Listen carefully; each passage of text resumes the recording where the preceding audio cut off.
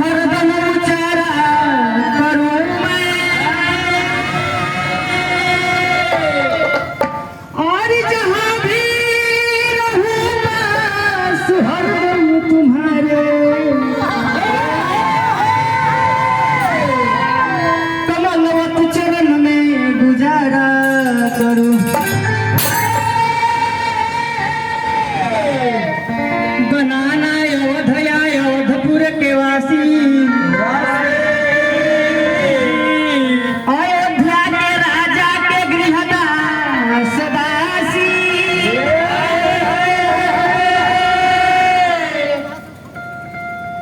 किया तो बना दे गंगा चले लकेवटे कि पगड़ा पकानी को पखारा करूं नहीं भैया सुबह छोटी मोटी एगो गणेश बनवा रही किसे कहे को भैया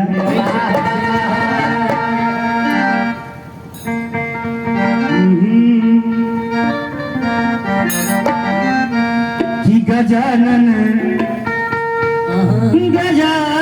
गजानन कि गजानन कर दो बेड़ा पार आज हम तुझे बुलाते हैं कि तुम्हें बुलाते हैं गजानन तुझे बुलाते हैं कि तुम्हें बुलाते हैं गजानन तुझे बुलाते हैं गजानन गजानन गजानन कर दो तुझे बुलाते हैं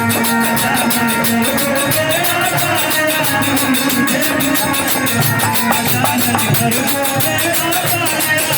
तुझे बुलाते हैं गजानन कर दो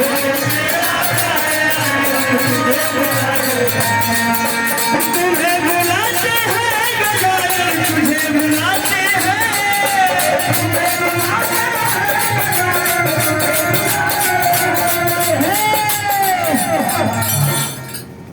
आई भैया भाई जन ध्यान दिया सब थोड़े लेके चलिए हम लोग के छोड़ मत दिया कहीं मत तू नहीं ना छोड़े छोड़े वाला नहीं के आई अब हमने के लेते हमारे मुक्तिनाथ पांडे जी की तरफ से माननीय हमारे जिया जी की तरफ से बहुत बहुत का आशीर्वाद पुरस्कार जय हो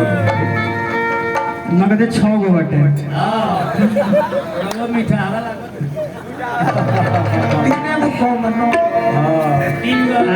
हमारे तरफ से प्रणाम बा आशीर्वाद के प्रतीक्षा रही माई से भगवान से कामना रही कि ऐसे ही दिन दुना रात चौगुना बढ़ोतरी हो गया कैसे कहे कि गजानन